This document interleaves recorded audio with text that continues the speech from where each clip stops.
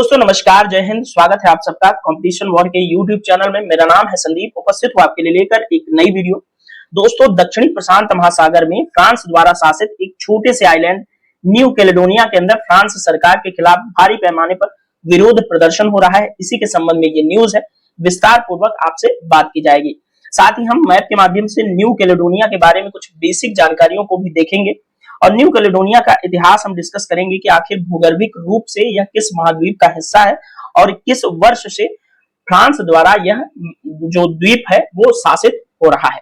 दोस्तों, यदि आप चैनल पर नए हैं तो आपसे गुजारिश है कि सबसे पहले आप चैनल को सब्सक्राइब करके बेल आइकन को हिट कर दीजिएगा ताकि आने वाले जो वीडियोस हैं उनके नोटिफिकेशंस आपको टाइम टू टाइम मिल सके। साथ ही वीडियो के डिस्क्रिप्शन को चेक करना मत भूलिएगा, क्योंकि चैनल पर रिसेंटली जो पोस्टेड वीडियोस हैं उनके लिंक यहाँ पर प्रोवाइड करा रखे हैं। चैनल पर एक बार विजिट करके जरूर देखिएगा। तो दोस्तों, आइए शुरू करते हैं फ्रांस के खिलाफ न्यू कैलेडोनिया के अंदर हो रहे विरोध प्रदर्शनों के बारे में, और संपूर्ण घटनाक्रम की चर्चा हम मैप के माध्यम से और ग्राफिक्स के माध्यम से करेंगे। दोस्तों, सबसे पहले आइए हम समझते हैं कि करंट सिनेरियो आखिर क्या है। फ्रांस के खिलाफ वहां के लोग क्यों उग्र हो गए हैं, न्यू कैलेडोनिया के लोग। तो सीधी साधारण सी बात है, आप ध्यान पूर्वक समझेंगे तो सारी चीजें आपको समझ आएंगी। दोस्तों, फ्रांस ने हाल ही में न्यू कैलेडोनिया के अंदर मतदान नियमों में बदलाव करने वाला एक विधेयक पास किया है फ्रांस के अंदर। मैंने आपको पहले से ही बताया कि ये जो न्यू कैलेडोनिया आइलैंड है वो फ्रांस सरकार द्वारा शासित है। तो फ्रांस जो है यहाँ के मुद्दों पर नियम कानून बनाने का अधिकार रखता है। इसी अधिकार के तहत फ्रांस ने जो है मतदान नियमों में बदलाव के लिए एक विधेयक पास किया न्यू कैलेडोनिया के लिए। इस बिल के दोस्तों, इस बिल का मतलब क्या है ये समझ लीजिए। इस बिल के तहत क्या होगा कि न्यू कैलेडोनिया में वहां के मूल निवासियों के अलावा फ्रांस से जाकर वहां बसने वाले लोगों को भी वोटिंग का अधिकार दे दिया गया। इसमें कहा गया कि जो लोग जो फ्रांस के निवासी हैं और 10 वर्षों से न्यू कैलेडोनिया में रह रहे हैं, अब वो भी न्यू कैलेडोनिया की सरकार और न्यू कैलेडोनिया के प्रशासन को डिसाइड करने के लिए वहां पर वोटिंग कर सकते हैं।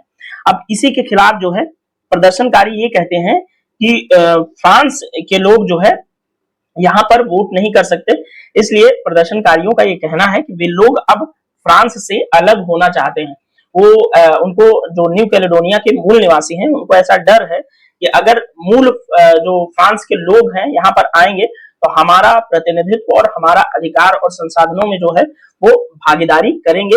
इसलिए इस द्वीप के अंदर पूरी तरह से जो भी संसाधन है उन पर जीने खाने का या रहने का, उसको शासित करने का अधिकार हम मूल निवासियों का है। इसमें मूल फ्रांस के लोग नहीं आए। तो यही जो है मेन मुद्दा बना हुआ है इस विरोध प्रदर्शन का। अब इस विरोध प्रदर्शन को लेकर काफी बड़े पैमाने पर दंगा हो गया और इन दंगों का जो असर है वो पड़ोसी देश जो न्यू कैलेडोनिया का पड़ोसी है ऑस्ट्रेलिया, उसमें भी दिखने लगा। अब पड़ोसी कैसे हुआ तो आपको भी समझ में नहीं आएगा। बस जस्ट 1 मिनट बाद आपसे न्यू कैलेडोनिया का मैप जब डिस्कस किया जाएगा तो तुरंत आपको पकड़ में आ जाएगा कि ऑस्ट्रेलिया न्यू कैलेडोनिया का पड़ोसी कैसे हुआ। दोस्तों, ऑस्ट्रेलिया के विदेश मंत्री जो पेनी वोंग हैं, उन्होंने लोगों से अपील की कि प्लीज ऑस्ट्रेलिया के लोग न्यू कैलेडोनिया में अभी ना जाएं, क्योंकि पड़ोसी देश है और आइलैंड है, काफी खूबसूरत है।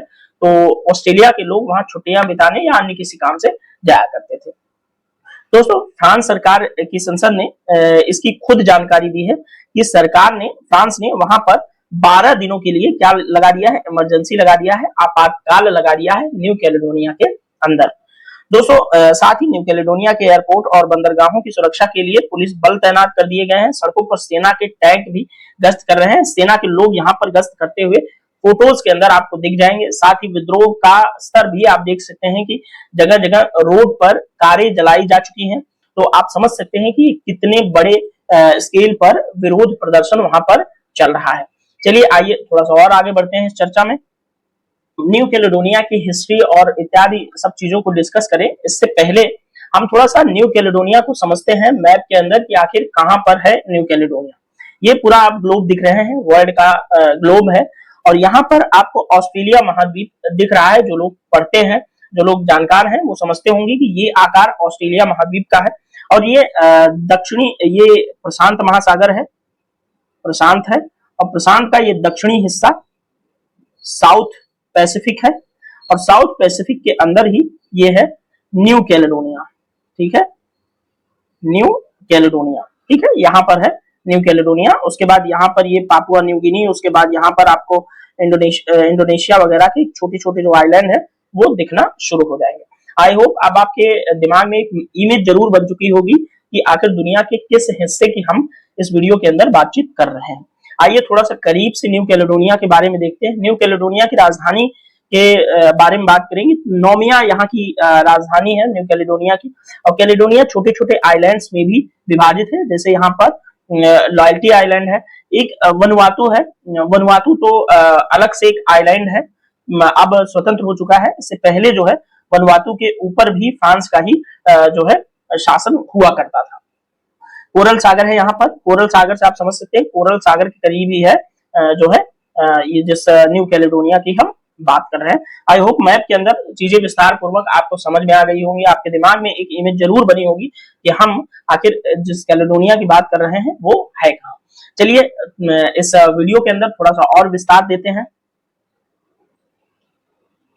दोस्तों आइए न्यू कैलेडोनिया की विस्तार पूर्वक हिस्ट्री डिस्कस करते हैं कि आखिर भौगोलिक रूप से वो किस महाद्वीप का हिस्सा है या क्या, कैसे, कब हुआ, पूरी टाइमलाइन को हम यहाँ पर डिस्कस करेंगे। और न्यू कैलेडोनिया की ये पूरी जो है यहाँ पर एक मैप लगा हुआ है, आप इसे समझ सकते हैं कि न्यू कैलेडोनिया पैसिफिक ओशियन में है, कोरल सागर उसके पश्चिम में है, ठीक है, और ये लॉयल्टी आइलैंड है न्यू कैलेडोनिया का, ठीक है। तो आइए अब डिस्कस करते हैं थोड़ा सा न्यू कैलेडोनिया के बारे में। तो दोस्तों न्यू कैलेडोनिया जो है जिलैंड्रिया महाद्वीप का हिस्सा है। जिलैंड्रिया विश्व का 8वां महाद्वीप है, ऑस्ट्रेलिया के बगल में। अभी 2-3-4 वर्ष पहले खोजा गया है वैज्ञानिकों के द्वारा, ठीक है। हालांकि इसको महाद्वीप अभी इसलिए हम कंसीडर नहीं कर रहे हैं क्योंकि महाद्वीप जो है एक एकीकृत भूखंड होता है, जबकि जिलैंड्रिया वगैरह छोटे छोटे महाद्वीपों में बटा हुआ, छोटे छोटे द्वीपों में बटा हुआ है जिलैंड्रिया, और काफी ज्यादातर हिस्सा इसका सागर में समाहित हो चुका है। तो इसलिए अभी हम जिलैंड्रिया को ऑफिशियली एक महाद्वीप कंसीडर नहीं करते, लेकिन जो लोग जानकार हैं, जो लोग पढ़ते आए हैं 3-4 सालों से, वो जिलैंड्रिया का नाम जरूर सुने होंगे। तो न्यू कैलेडोनिया किसका हिस्सा है भूगर्भिक रूप से? जिलैंड्रिया का, जो कि प्राचीन गोंडवाना महाद्वीप का एक टुकड़ा है, जो ओशनिया का हिस्सा है। गोंडवाना आइलैंड, गोंडवाना जो महाद्वीप जो है वो उसका भारत और ऑस्ट्रेलिया भी गोंडवाना का ही हिस्सा है, ठीक है। आप इतना तो समझ गए होंगे। यह अनुमान लगाया गया कि न्यू कैलेडोनिया लगभग 66 मिलियन वर्ष पहले ऑस्ट्रेलिया से अलग हो गया था, तो ये ऑस्ट्रेलिया का पार्ट हुआ करता था। बाद में दोस्तों उत्तर पूर्व दिशा में बहता हुआ है लगभग 50 मिलियन वर्ष पहले अपनी वर्तमान स्थिति तक पहुंच गया है, जो कि ऑस्ट्रेलिया के जस्ट बगल में पड़ रहा है। अब न्यू कैलेडोनिया के अंदर सबसे लंबी एक नदी है, वो आप लोग याद रखिएगा, हो सकता है किसी एग्जाम के अंदर आपसे पूछा जा सके। डायहोट नदी है न्यू कैलेडोनिया की सबसे लंबी नदी है, जो कि 100 किलोमीटर तक बहती है न्यू कैलेडोनिया के अंदर, ठीक है। अब दोस्तों इतिहास में थोड़ा सा और आगे बढ़ते, ये भूगर्भिक जो है हिस्ट्री थी। अब इतिहास की बात करें तो 1774 में ब्रिटिश खोजकर्ता थे जेम्स कुक, इनका नाम तो आपने जरूर सुना होगा। इन्होंने स्कॉटलैंड के लैटिन नाम कैलेडोनिया के आधार पर इस द्वीप को क्या नाम दिया? New Caledonia. तो आप लोग ध्यान रखिएगा, जो जेम्स कुक हैं, जिन्होंने ऑस्ट्रेलिया वगैरह न्यूजीलैंड वगैरह की खोज की थी, उन्होंने ही इस महाद्वीप को जो है न्यू कैलेडोनिया नाम दिया। और ये किसके नाम पर था? स्कॉटलैंड के लैटिन नाम है ये, ठीक है, कैलेडोनिया के आधार पर, ठीक है। दोस्तों वर्ष 1853 में फ्रांस के शासक हुए नेपोलियन तृतीय, इन्होंने न्यू कैलेडोनिया को जीता था और कई दशकों तक इनका प्रयोग एक जेल कॉलोनी के रूप में किया करते थे। तो न्यू कैलेडोनिया फ्रांस का जेल हुआ करता था, जो कि आज आधुनिक एक बहुत अच्छा शहर है, जो कि एक आइलैंड जो है आइलैंड सिटी है। यहाँ पर लोग छुट्टियां वगैरह बिताने आया करते हैं। चलिए थोड़ा सा और इतिहास में आगे बढ़ते हैं। दोस्तों अगर जनसंख्या वगैरह की बात करें तो इस द्वीप पर वर्तमान में रह रहे लोगों की संख्या तकरीबन 2,70,000 के आसपास है। इसमें स्थानीय रूप से मूल जो है इसके मूल निवासी जो है कैलेडोनिया के, उनको कनक कहा जाता है, और इन लोगों की आबादी इसका कुल जनसंख्या में 39 या 40% है, जबकि जो यूरोपीय मूल के लोग हैं उनकी आबादी सिर्फ 27% है। बाकी कुछ ऐसे लोग भी हैं जो किसी धर्म को नहीं मानते, और छुटपुट लोग भी यहाँ पर निवास करते हैं। दोस्तों न्यू कैलेडोनिया को अधिकांश मामलों में तो स्वायत्तता प्राप्त है, लेकिन रक्षा जैसे मामलों के लिए आज भी यह फ्रांस पर बहुत अधिक जो है निर्भर है। फ्रांस के राष्ट्रपति को न्यू कैलेडोनिया के राष्ट्राध्यक्ष के रूप में माना जाता है। इसकी कुछ कुछ स्थिति आप ये समझ सकते हैं न्यू कैलेडोनिया की, जैसे 2019 से पहले कुछ कुछ स्थिति जम्मू कश्मीर के अंदर देखी जाती थी, 370 जब धारा थी तब तक। ठीक है, आई होप आप चीजों को रिलेट कर पाए होंगे। दोस्तों अब आइए थोड़ा सा हम ये बात करेंगे कि आखिर फ्रांस ने न्यू कैलेडोनिया पर कब्जा कब किया था, कैसे किया था, क्या है पूरा घटनाक्रम, देखने की कोशिश करेंगे। ठीक है, यहाँ पर ये जेम्स कुक आपको जो नाविक है, बड़े ही एडवेंचरस नाविक थे, ये आपको यहाँ पर तस्वीर में दिख रहे हैं। इनकी नाव भी यहाँ पर है। इस तरह की नाव, तरपाल वाली जो नाव है, वो प्राचीन काल में खोज वगैरह के लिए यूज की जाती थी। तो न्यू कैलेडोनिया में 1774 में पहली बार व्यापार के इरादे से कौन गया? ब्रिटिश नाविक जेम्स कुक। उसके बाद उसने वहां से व्यापार करना शुरू किया। व्यापार बढ़ाने के लिए फ्रांसीसी नाविक एंटाइन डी ब्रूनी भी वहां पर जेम्स कुक के बाद पहुंचे। फिर 1841 में ब्रिटेन के लंदन मिशनरी सोसाइटी ने भी वहां पर न्यू कैलेडोनिया के अंदर अपना डेरा जमाया। दोस्तों उस वक्त फ्रांस और ब्रिटेन में ज्यादा से ज्यादा देशों को कब्जे में लेने की होड़ लगी हुई थी। इस वजह से 1843 में फ्रांस ने वहां अपनी नेवी को भेजा, यानी कि नौसेना को भेजा। उसके बाद फ्रांस और ब्रिटेन इन दोनों देशों में जंग हुई कैलेडोनिया के अंदर। उसके बाद 1853 में फ्रांस ने पूरे आइलैंड पर ब्रिटिश नेवी को हराकर कब्जा कर लिया और तब से लेकर आज तक इस आइलैंड पर किसका कब्जा है?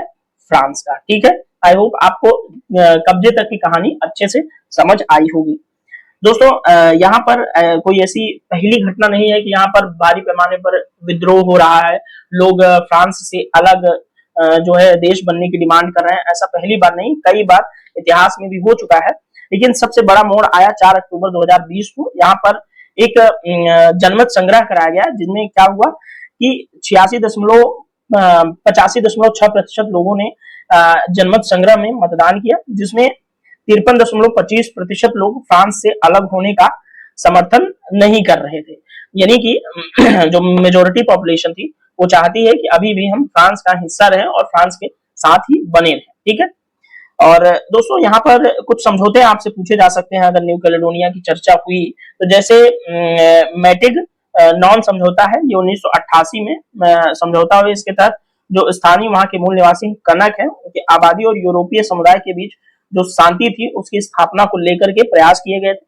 साथ ही एक समझौता और है नौमिया समझौता, उसमें वर्ष 1998 के अंदर ये भी हुआ। इसमें न्यू कैलेडोनिया को चरणबद्ध तरीके से स्वशासन यानी कि सत्ता हस्तांतरण के लिए ये एक प्रयास जरूर हुआ था। ठीक है, आई होप आपको पूरी कहानी विस्तार पूर्वक अच्छे से समझ आई होगी। कहीं अगर आपको लगे कि हाँ चीजें नहीं समझ आई तो आप मुझे कमेंट बॉक्स में पूछ सकते हैं। आपकी प्रतिक्रिया का मुझे इंतजार रहता है और मैं यहाँ पर कमेंट के अंदर आपसे सवाल जवाब जरूर करूंगा। तो आइए अब हम अंत में जिस फ्रांस की बात चल रही है उसका भी थोड़ा सा मैप देख लेते हैं, उसके बाद वीडियो को समाप्त करते हैं। दोस्तों ये पश्चिमी यूरोप का मैप यहाँ पर आपको दिख रहा है, जिसमें आपको इंग्लिश चैनल के माध्यम से फ्रांस से अलग होता हुआ यूनाइटेड किंगडम यानी कि लंदन यानी कि ब्रिटेन दिख रहा है। ठीक है, इंग्लिश चैनल के माध्यम से फ्रांस से अलग होता है। पूरा ये फ्रांस का जो लाइन ड्रॉ कर रहा हूं ये फ्रांस की बाउंड्री है। ठीक है, याद रखिएगा।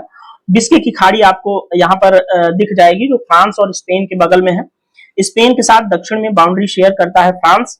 ठीक है, और फ्रांस का एक महत्वपूर्ण एक स्वायत्त जगह है अंडोरा, और न्यू कैटेलोनिया भी यहाँ पर स्पेन के अंदर एक जगह है जो कि इसी तरह की कुछ स्वायत्तता वगैरह की मांग डिमांड ये लोग करते रहते हैं। अगर फ्रांस के साथ बाउंड्री शेयर करने वाले देशों की बात करें तो हम आइए दक्षिण से स्टार्ट करते हैं। दक्षिण में स्पेन फ्रांस के साथ बाउंड्री शेयर करता है।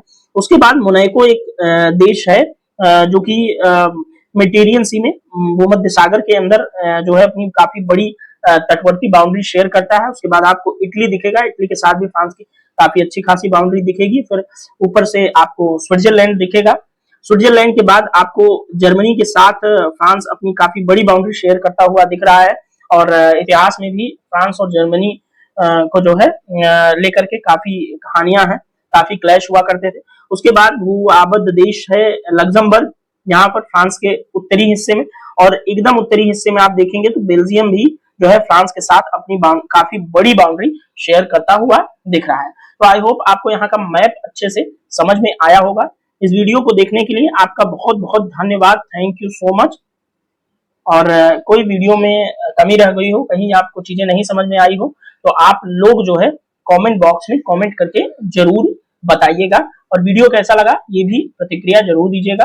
इस वीडियो को देखने के लिए आपका बहुत बहुत धन्यवाद। मिलेंगे नेक्स्ट वीडियो में। Thank you so much.